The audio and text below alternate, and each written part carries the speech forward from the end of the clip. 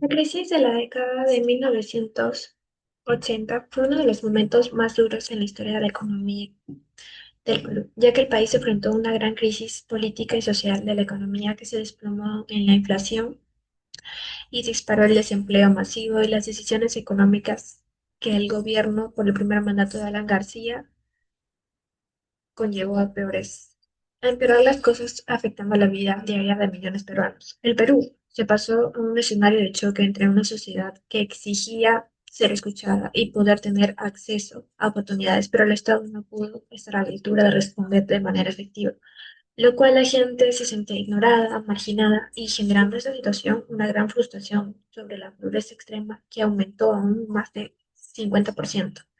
La economía quedó devastada, las acumulaciones de deudas estaban, y este periodo pues nos ayuda a entender que las crisis no solo fue en la economía, sino también en la gobernabilidad. Así que la crisis de los 80 es un gran recordatorio de que las decisiones económicas no consideran la relación de la realidad social, pero llega al juicio en principios de los 90 con reformas neoliberales que buscan enderezar el rumbo del país, aunque se estabilice la economía y controlar la hiperinflación. Pero el precio fue demasiado alto, ya que el país quedó marcado con un aumento significativo en la pobreza, la desigualdad y el aumento de informalidad, que tomó años para el país poder recuperarse de los efectos sociales de estas reformas. La crisis también provocó una migración intensiva masiva, donde miles de personas abandonaron el campo para buscar oportunidades de supervivencia en las ciudades, especialmente en Lima. Estas migraciones descontroladas generó problemas de hacinamiento, de pobreza, de exclusión social y en las zonas urbanas. La inseguridad y la violencia se convirtió en problemas cotidianos, con un aumento significativo en la tasa de robos, asaltos y otros delitos. La falta de empleo y recursos llevó a muchas personas a buscar medios desesperados para sobrevivir, lo que a su vez alimentó la criminalidad. En este contexto de descomposición social de grupos terroristas como el Sendero Luminoso y el MRTA, encontraron un terreno fértil para reclutar seguidores y llevar a cabo sus actividades subversivas. La pobreza, la conclusión y la desesperación se convirtieron en un caldo de cultivo para la violencia en el extremismo, lo que agravó más la crisis social y política en el país. Aquí está presente una imagen de cómo fue la crisis y pues que nos deja una lección clara que sin instituciones sólidas una economía puede colapsarse por decisiones populistas o improvisadas. Además, que también nos recuerda que los modelos económicos, ya sean keynesianos o neoliberales, deben adaptarse a la realidad social del país y ejecutar con responsabilidad y una visión de largo plazo.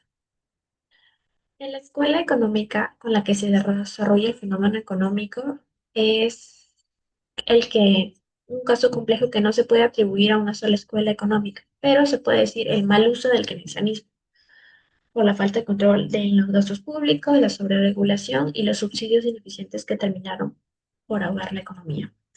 El keynesianismo mal aplicado.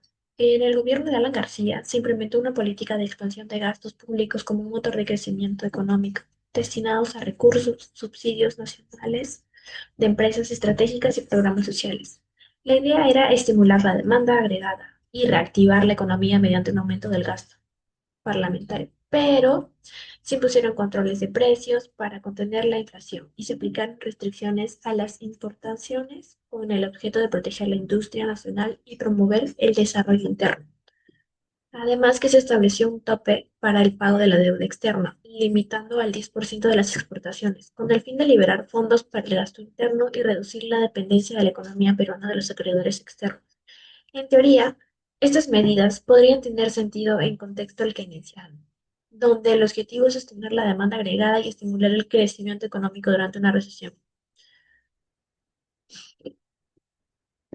En las prácticas, estas políticas se aplicaron sin disciplina fiscal ni respaldo productivo, lo que significó que el aumento del gasto no estuvo acompañado de un aumento correspondiente a la producción y la productividad. Además, que el contexto internacional era muy desfavorable, con una caída de los precios de exportaciones y una crisis de deuda en la América Latina, que afectó la disponibilidad del financiamiento externo. En consecuencia, las políticas económicas implementadas durante el gobierno de García terminaron generando más problemas que soluciones. Es fundamental destacar que la teoría keynesiana no aboga por el gasto descontrolado ni el uso permanente del déficit fiscal. Por el contrario, Keynes recomendaba intervenciones contra las cíclicas, es decir, aumentar el gasto público durante las recesiones para estimular la demanda agregada y reducir durante los periodos de crecimiento económico para evitar que se sobrecalentaría de la economía. Sin embargo, pues en el caso de Perú, durante el gobierno de Alan García, no se siguió esta lógica. Los políticos expansivas se mantuvieron incluso cuando los resultados ya eran negativos, lo que siguió deteriorando más la situación económica por la falta de disciplina fiscal, la emisión monetaria descontrolada que llevaron a una hiperinflación descontrolada y una devaluación constante de la moneda peruana. En conclusión, la crisis del Perú en los años 80 no se puede atribuir al keynesianismo en sí, sino al uso irresponsable y distorsionado de sus principios. Fue una aplicación populista sin base técnica ni planificación a largo plazo. Este caso sirve como ejemplo de cómo una escuela económica, por más sólida que sea en teoría, puede fallar si se emplea sin comprensión completa de sus fundamentos y sin adaptar el contexto nacional e internacional. En los conceptos de la economía estudiados en la relación con el fenómeno está la inflación e hiperinflación, que es el aumento sostenible a nivel general de precios de la hiperinflación. Cuando se aumenta se vuelve descontrolado superando 50% mensual. También tenemos la oferta de demanda, el déficit fiscal, que durante los 80 el Estado gastó muchos subsidios y empresas estatales, nacionales y salarios. Pero los ingresos fiscales no crecieron igual, ya que el gobierno no redujo el gasto y al no poder endeudarse internacionalmente, cubrió ese déficit con emisión monetaria, generando la inflación. La política fiscal, que fue muy gastadora, pero no había suficientes ingresos para respaldarla. Al mismo tiempo, la política monetaria no funcionó bien por el BCR, que no tenía una independencia y terminó imprimiendo dinero sin control. El control de los precios que Alan García implementó, pues, en los alimentos, combustibles y servicios básicos, provocó que muchos productores desaparecieran de las tiendas y solo estuvieran disponibles en el mercado negro, donde se vendía a un mayor precio. Después tenemos la perspectiva macroeconómica de ese fenómeno económico. Se debió a desequilibrios en indicadores de la clave como la inflación y el PBI, el empleo y la deuda externa. El gobierno de Alan García implementó políticas expansivas para reactivar el crecimiento, pero la falta de sostenibilidad fiscal y monetaria provocó un gran colapso.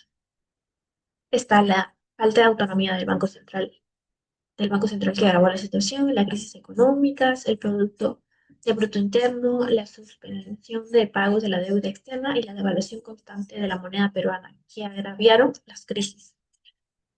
En resumen, la crisis económica en el Perú fue un ejemplo clásico con las malas políticas económicas que puede llevar a un país al desastre por la falta de disciplina.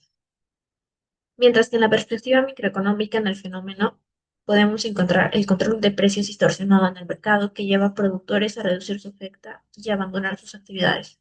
Esto provocó la escasez de mercados paralelos y la especulación.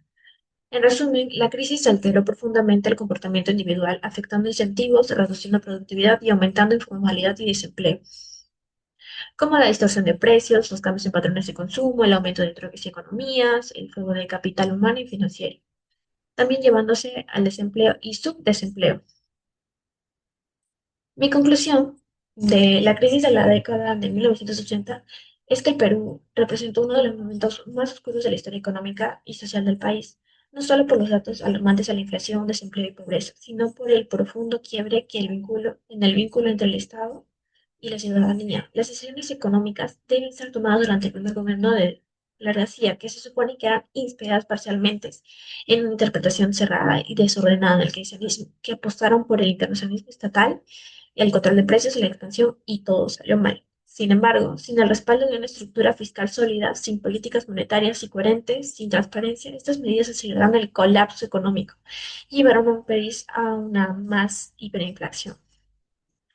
Así que el acceso a alimentos, las medicinas y los servicios básicos de la educación se volvió muy precario. En este contexto, también se añadió la desesperanza y floreció la violencia, lo que la población se sintió muy abandonada, desprotegida por un Estado que no solo había fallado económicamente, sino que también como garante de sus derechos, estabilidad y el futuro del país.